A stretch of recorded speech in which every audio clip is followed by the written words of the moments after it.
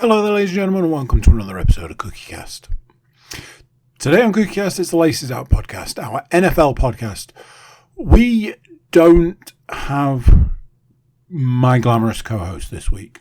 We have a glamorous co-host, not the usual glamorous co-host. We've got guest host.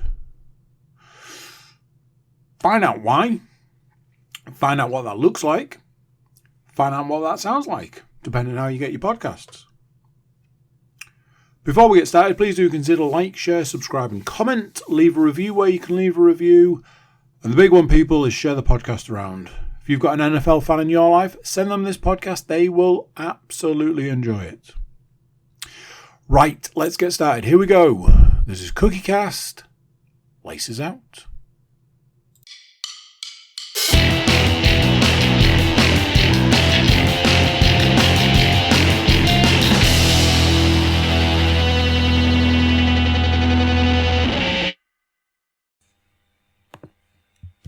Recording in progress. Yeah, I know what you're thinking. You're watching on YouTube and you're like, what scenario brought this forth?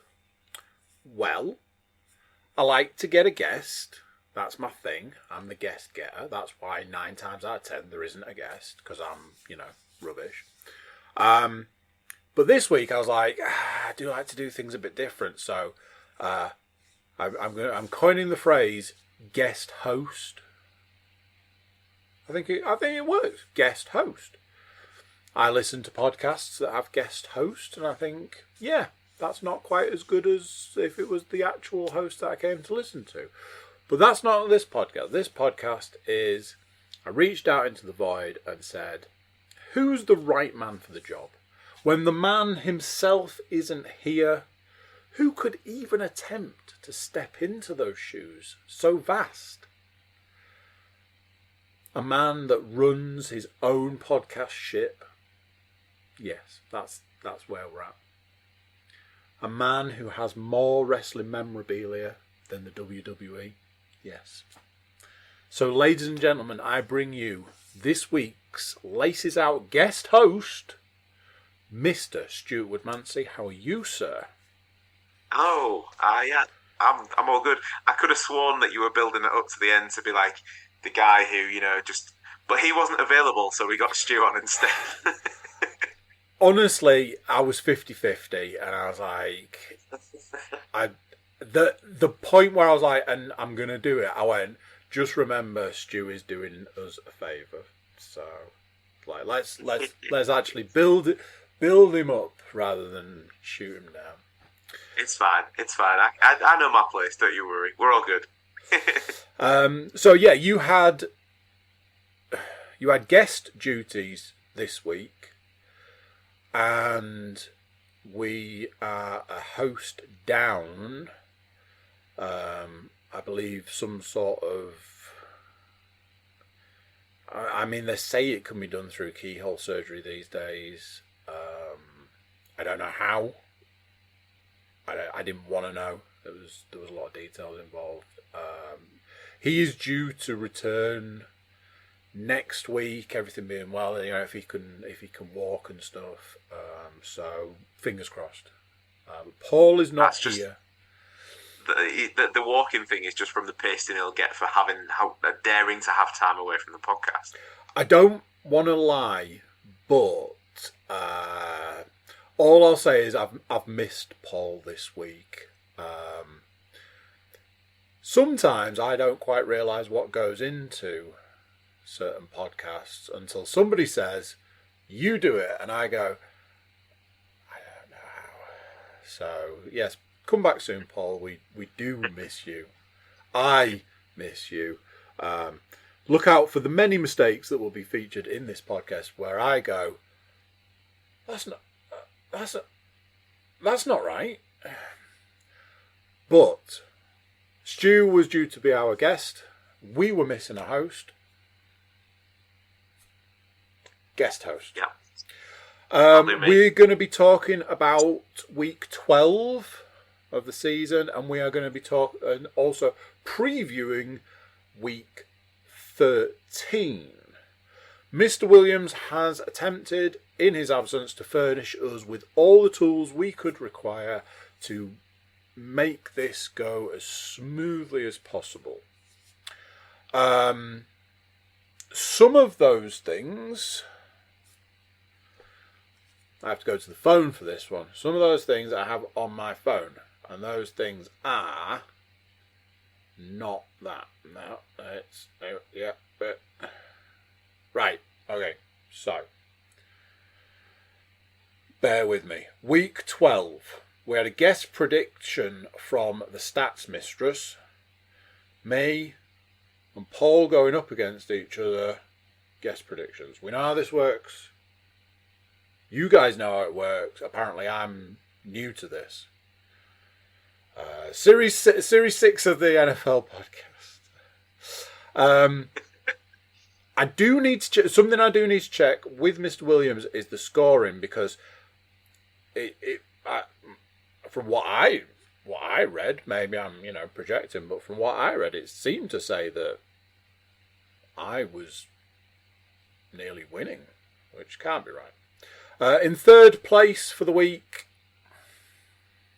it's the guest, I'm afraid. Stats Mistress,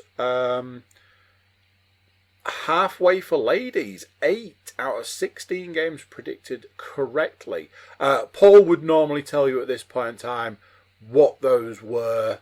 I'm too dumb to work it out. I can try and do it on the fly if you like. That sounds like a great idea, doesn't it? Oh, no, it's here. It's right here in front of me. Leon was let down by the Lions. Like the rest of us. The Saints. Like the rest of us. She did go for the Texans. She did go for the Bucks, the Patriots, the Cardinals, and the Vikings. Those were the teams that let the Stats Mistress down. So, we know the guest didn't win. That just leaves the head honchos, Paul, me. Second, so it's not a giant win. Second, 11 out of 16. Paul Williams. Paul Williams was let down by everyone's favourite first game of the week, Lions. Saints, like everybody. He also went with the Bucks. The Cardinals also let Paul down. And last game of the week, the Vikings. I mean, let's face it, all three of us picked the Vikings to win that game because, hey, who saw the Bears winning? The answer is nobody. What that does mean is with 13 out of 16 games, I have won the week. Now here's where things get a little bit strange, because I was let down by only by the Lions, the Saints, and the Vikings. I predicted, according to this, I predicted all the other games. Now, if I could transfer any of that to my fantasy standings, I might actually be in for a chance this season. Unfortunately, I cannot, and I'm bottom of the league. So, as I'm reading this, up to this week, Paul had 1.5 points. He did not win the week, no points.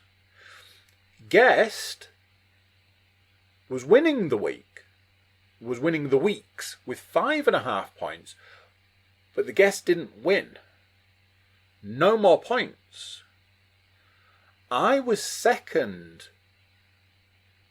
with 5 points, and I won the week. So reading what it says here, that is it. Now, I personally don't believe it's true. I don't think it's right. I will need Mr. Williams to confirm. It's all fallen into place, you see. what's actually happened is you've locked him in a cupboard and now you're taking over the scoring chart. That's what it is. No. Shut up. No.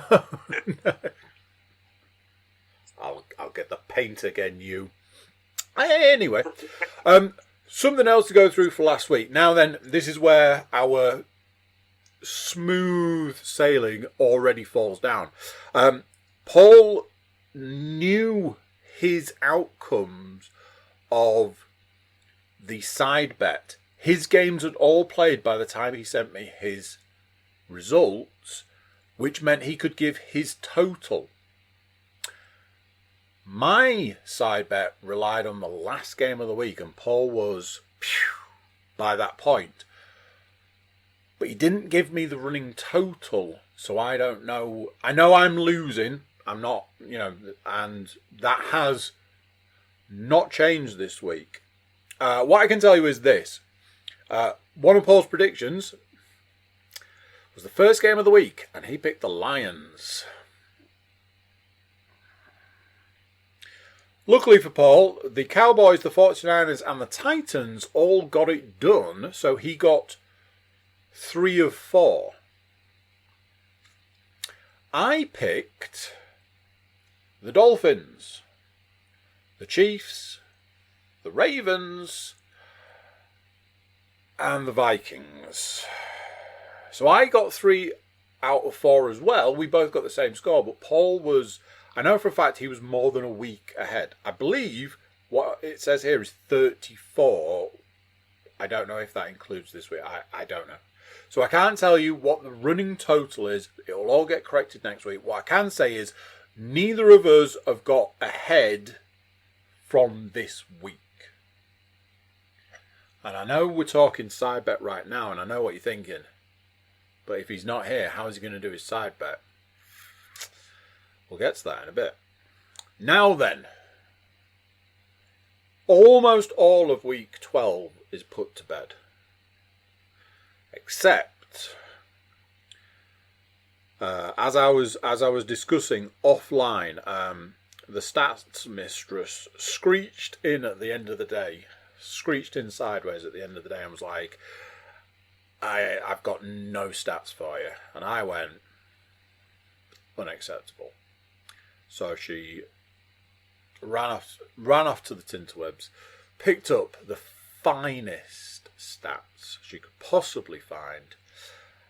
I did ask her to double check that they were for 2023, and she confirmed to me that they were for 2023.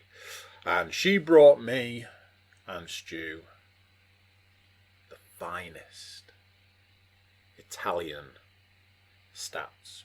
I don't know why they're Italian. She brought us some stats for week 12 of the 2023, I'm assured, 2023 season.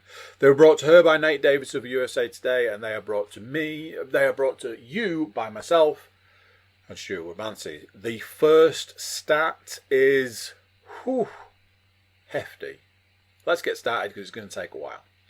In the AFC alone Sunday, the number 1 seed traded hands 4 times.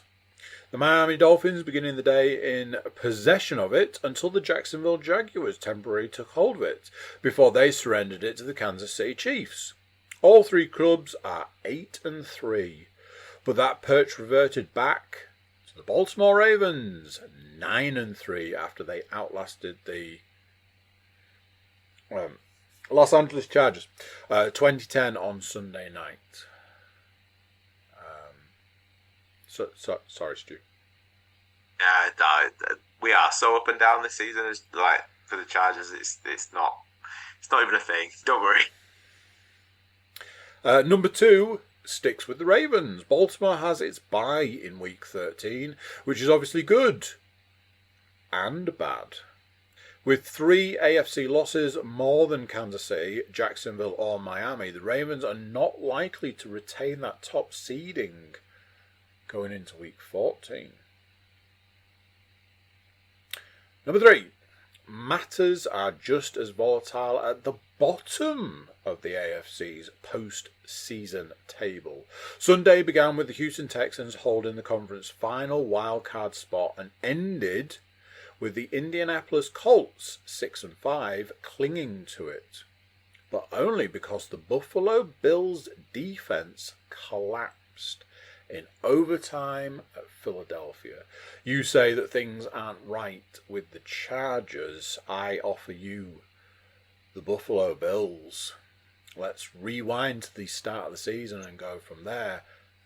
And then let's look at the Buffalo Bills now. Something is wrong with the Buffalo Bills. And I'm not entirely sure anybody's really sure what that is.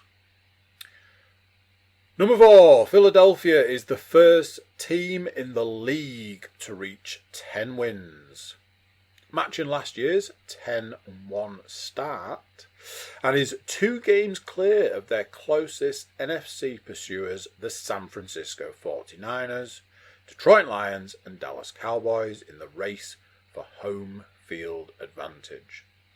I had a conversation with the stats mistress on... I'm going to go out on a limb and say it was probably Sunday when we were sat watching the football.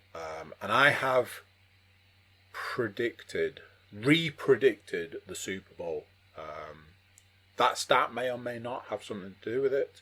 But let's just put it this way. I think there have been more than a couple of times that a conversation has come up on the podcast about how great the Eagles are, how amazing they're doing. Watched that game. That game had some of the best touchdown catches this season. It was insane. But every week or every now and then when we talk about the Eagles, we keep saying there's gonna come a point where they're gonna have like some sort of weird collapse at some point in time. And I was saying at the weekend, wouldn't that be awful if it was smack in the middle of a Super Bowl? Number 5, the Eagles' Jalen Hurts has at least 10 rushing touchdowns each of the past 3 seasons, something no other quarterback has done twice in a row. He's the first ever at his position to have 11 games with multiple rushing scores, breaking a tie with Cam Newton. Hurts' 12-yard gallop to the paint in overtime gutted the Bills. Number 6, speaking of the Bills quarterback Josh Allen, who accounted for 4 touchdowns on Sunday and had a heroic effort in the epic loss to Kansas City, is now 0-6 in overtime during his NFL career. Something that came up in that overtime thing was when they did the coin toss, and the Bills were like, "Oh yeah, we won the ball," and I think it was a defensive player for the Eagles was caught on mic saying it doesn't matter and just walked off, and it was like, oh, nice. 7, and what for me is my final stat, is this. Just a few days after firing long embattled Matt Canada, the Steelers topped 400 yards for the first time in 58 games and outgained their opponent for the first time this season in what otherwise would be forgettable 16-10 victory over the Joe Burrow-less Cincinnati Bengals. I will say this, I personally have very mixed feelings when it comes to, we fired our head coach. It spans both American football and soccer. I'm very much like, how much does a coach, a head coach, whatever, affect the game in some ways? I know. For the sake of this, from a soccer perspective, I always question it. I think there's a lot more to do with the players on the field rather than one guy. I often feel there's a scapegoat element. Whereas in American football, there is that aspect of, you do feel that they do affect the game that bit more. That everything filters down from them. They are very much the top of the totem. The Steelers looked like a completely different team. So I think that probably says something about my opinions of what that position holds. Whether that was just them as a team trying to prove a point. I know as a team they have struggled and been certain players been quite vocal about their dislike for the head coach at that point in time. So maybe things are just clicking for them. I had Kenny Pickett as quarterback in one of the fantasy leagues at one point, and he was woeful. And then recently I saw some stats saying that he's like the third best quarterback in the league at the moment. It was like, how? So yeah, always got a little soft spot for the Steelers anyway. So yes, Stu, take away those their stats. Okay, so first one up on my list is, does anybody want to win the NFC South? It's the only division in the NFL devoid of a team with a winning record. I mean, if you're watching football and you're from that area, that's pretty poor. So next on the list, another memorable day for Houston quarterback C.J. Stroud, who passed for 304 yards and a pair of touchdowns. With that effort, he became the first rookie to pass for at least 300 yards in 4 consecutive games. Stroud also ran for a team-high 47 yards and a score. I believe it's Mr. Hansen that says that he had himself a day, is how it's... He did. He enjoyed all of that whilst warming my fancy bench. Oh, yeah, thank you. I won't mention that too much, but yeah, thank you. Next on the list, 2 teams were betrayed by their kickers. New England Patriots rookie Chad Ryland missed a 35-yard field goal that would have tied the lowly New York Giants with 3 seconds to go. Saints rookie Blake Group was short on a 54-yarder with 26 seconds left. Though in fairness to him, he did score all 15 of his team's points, and a conversion would have merely pulled New Orleans within 6 points of the lead. Both the Patriots and the Saints traded more established kickers, Nick Folk and Will Lutz respectively, prior to the season.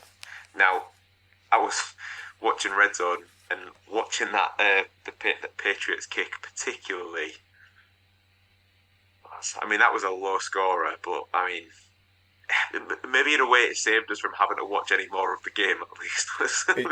It's one of those things I have been saying for a while now.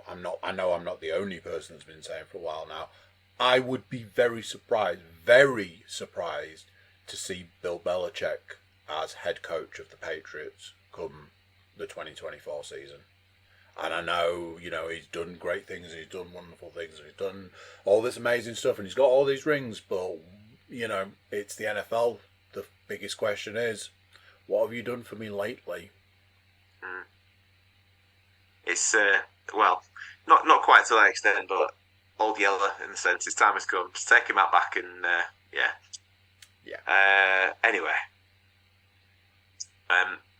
Speaking of the kickers, Folk for the Tennessee Titans and Lutz for the Broncos were perfect on a combined 8 kicks, PATs or field goals in victorious efforts on Sunday, just to rub salt in the wound of the previous stat, obviously. The Patriots fell to 2-9, head coach Bill Belichick's worst mark ever through 11 games, including his stint leading the Cleveland Browns. With a 45-10 beatdown of the Washington Commanders on Thanksgiving, the Cowboys ran their winning streak in North Texas to a league-best 13 games.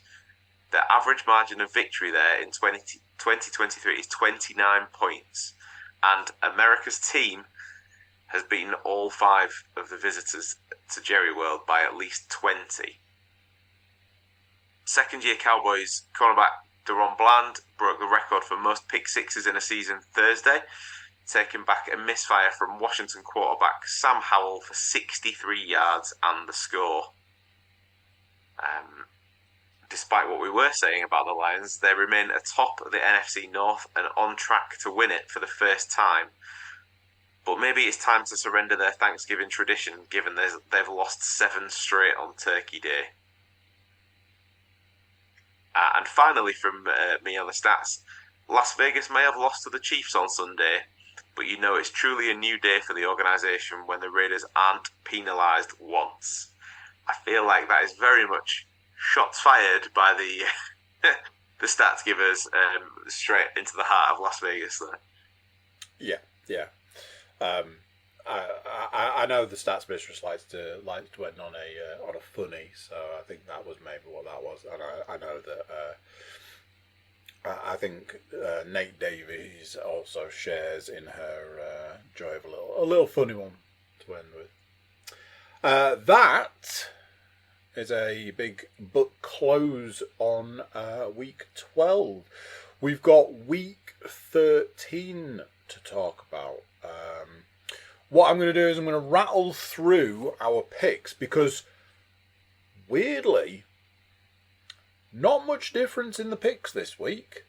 To the point where I was like, oh, me and Paul are going to need a tie. Oh, no, we don't need a tiebreaker because we've picked one game different.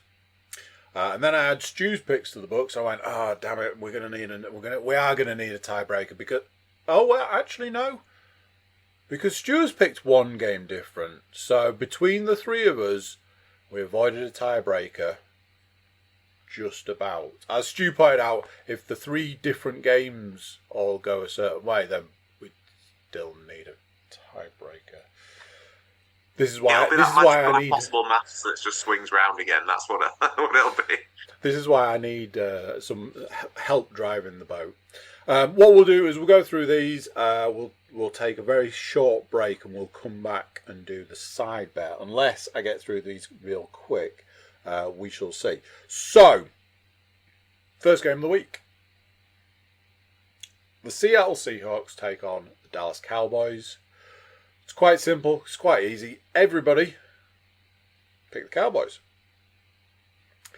The Indianapolis Colts take on the Tennessee Titans. Again, we've all taken the Colts.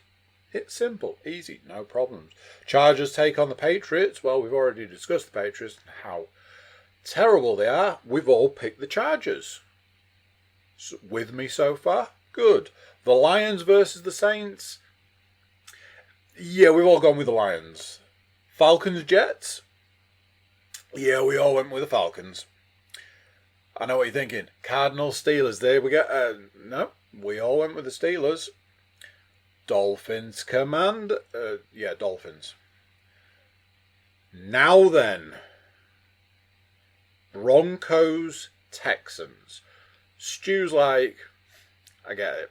It's the Texans. Paul, Texans. This guy goes, something's going on with the Broncos. And each week I predict that they're going to lose. For the last 5 weeks, I've been wrong. So let's change things up a little bit. And I have predicted the Broncos to win that game. The 1-10 Panthers going up against the Tampa Bay Buccaneers. No surprises, we've all gone with the Buccaneers. Browns Rams, I hear you say. Browns Rams. Everybody's gone. No. Myself and Stu, Rams all the way, baby. Paul's never going to quite let those Browns go. He's picked the Browns. Now then. Hello? Is that game of the week? 1 minute, please. The San Francisco 49ers take on the Philadelphia Eagles. And again, I've picked the Eagles. Paul's picked the Eagles. But somebody went 49ers all the way, baby. Because Stu believes that this is the week where the Eagles take their second loss of the season. Yeah. It's one of those. It's the wobble. You were talking the wobbles. The wobble's coming. The wobble is coming. Now would be a perfect time. Abso-freaking-lutely. The Kansas City Chiefs take on the Green Bay Packers. We have all picked the Kansas City Chiefs. And as previously mentioned, the Joe Burrow-less Cincinnati Bengals take on the 8-3 Jaguars. 8-3 Jaguars. We've all picked the Jaguars. And if you were keeping score, or keeping note, or taking notes, or doing any of the things, you will notice that means that we have 3 individual picks. Yes, it could still go to a tie-break situation, and if that happens, we'll look at some sort of tie-break situation. We'll cross that bridge when we come to it. What I mean by that is, that'll be for Paul to take care of.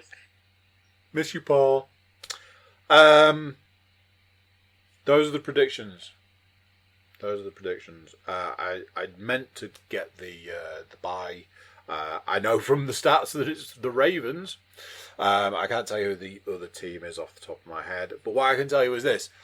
Myself and Stu are going to take a little break. It won't matter to you. It'll be instantaneous for you guys. We're going to take a little break. We're going to come back and we're going to try and get into this side bet situation because right. Is this the bit where during the break that you send me the money so that I can pick all the rubbish that Paul? Send you the money. Oh, damn! I said it on. Oh man, I thought you'd stop recording. Sorry. I'll edit it out. It's fine. I can edit it. I can do stuff like that. It's fine. He'll never know. They'll never know. No one will know. Right. I'll edit this. We'll catch up in a minute. 2 ticks. Recording in progress. And just like that, they returned. For us, it was like two minutes. For you guys, 2 seconds. You know. Right. Here it is. The bit I was dreading, if I'm honest. We've got the side bet to go through.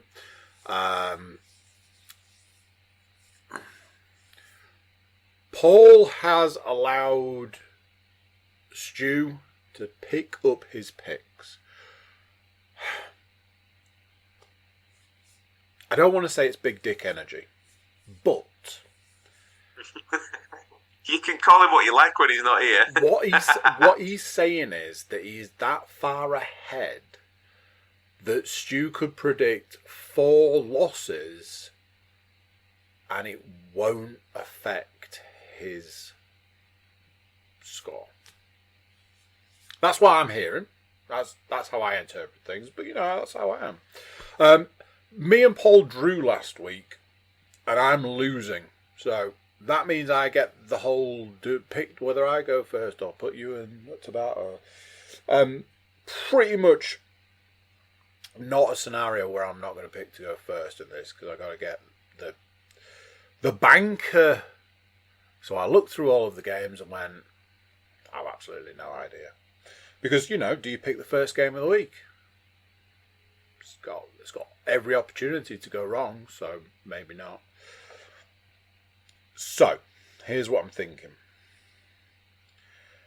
I'm going to pick a solid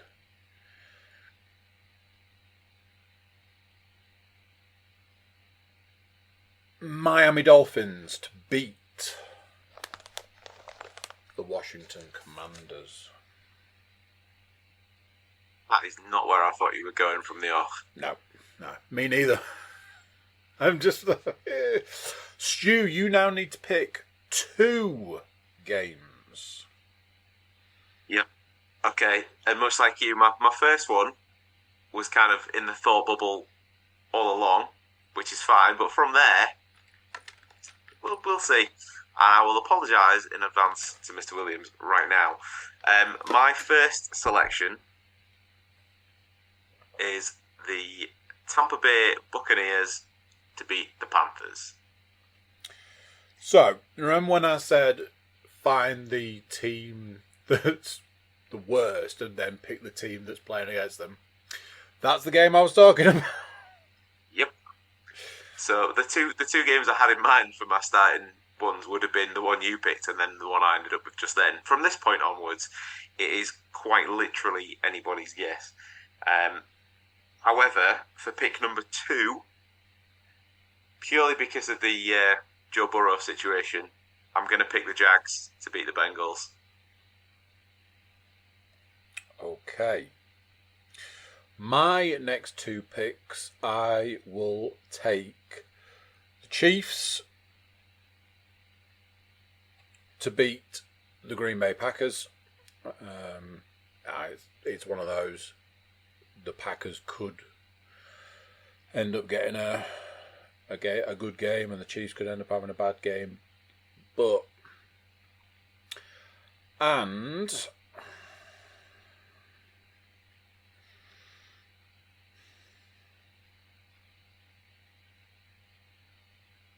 Yeah, go on. Yeah.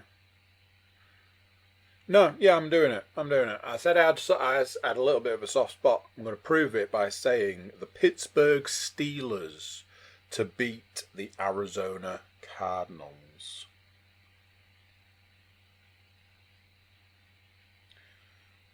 So, Stu, you now have the difficult task of picking 2 more. Well, rightly or wrongly, I will go with the Falcons to beat the Jets. Okay.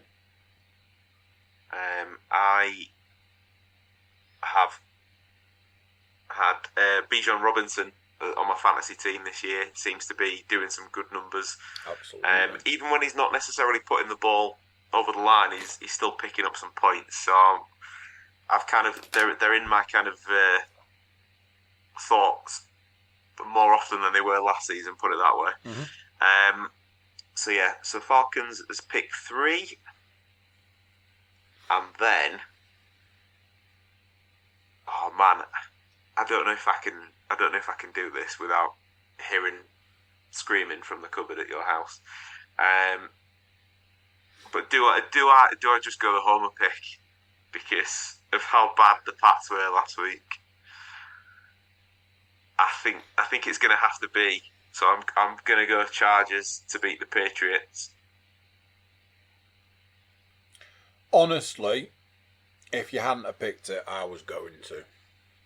I know there's that never bet on your own team thing, but it feels a bit like the only one left that I could comfortably sort of hope for, I think. Yeah. There are games out there that on paper stand out as absolute bankers. But when you're dealing with certain teams who have that, yeah, they're having a great record right now, but they are one bad game away from not, is the week that you need a win the week to pick that team. So I now have 2 games I'm looking at, and it might just come down to purely numbers, and I'm probably going to regret it because I regretted it previously, but I am going to take the Detroit Lions to beat the New Orleans Saints.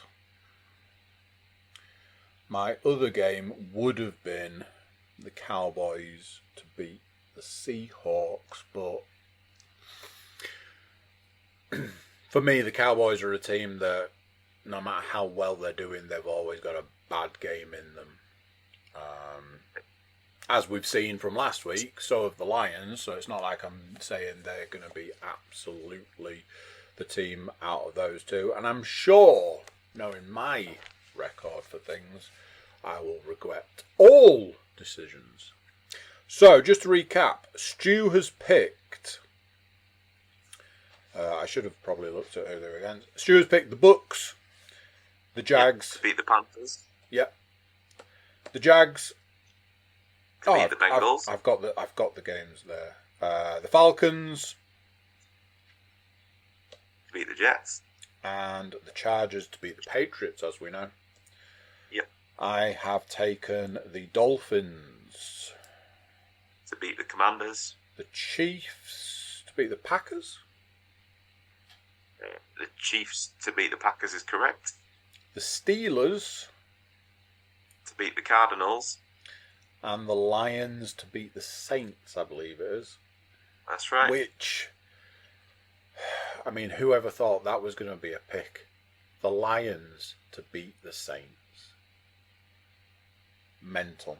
It's certainly shaping up to be another one of those just crazy seasons. According to my to-do list, that there is our final piece of business. Do you have anything else you would like to offer up to the gods of NFL football? No, only that I'd seen in the news that Mr. Aaron Rodgers has been activated back into practice from his Achilles. That was, I don't know if this is purely the wrestling fan in me, but it's like, oh, he's going to be out all season. Oh, he's going to be gone for the year. It's like, what's that? Whose is that music that's playing in the stadium? Here he comes. Like, he's sort of, yeah. So coming back from injury ahead of predicted, seemingly. I wonder if he's had some sort of weird therapy, because he loves an injection or not, doesn't he? So from the point he was injured, it was always put out there that he was in line for some experimental surgery, and apparently, from what I remember at the time, it was the first time ever that this surgery had ever been performed. Little crossover there for you. And because of this experimental surgery, it was going to reduce his recovery by X amount and allow him to return this season. There was this whole thing about basically the Jets just had to hold on because Aaron Rodgers was coming back. Even though the week he was injured, the head coach is like, well, it's a 53-man team and he's just one of those people. So, our team isn't just built around him. We've got other men. It's like, yep, as you've shown over the last 12 weeks, 11 weeks, whichever way you want to look at it. So, yes. From what I saw today, Aaron Rodgers has been activated to it's either 21-day or 30-day practice roster, practice schedule. I don't know what that actually means, other than I presume in those 30 days he then has to take a designation as in either injured, out, or whatever. He always said from day one of recovery he would return in December. He seems to be on track for that. Sorry. Go on.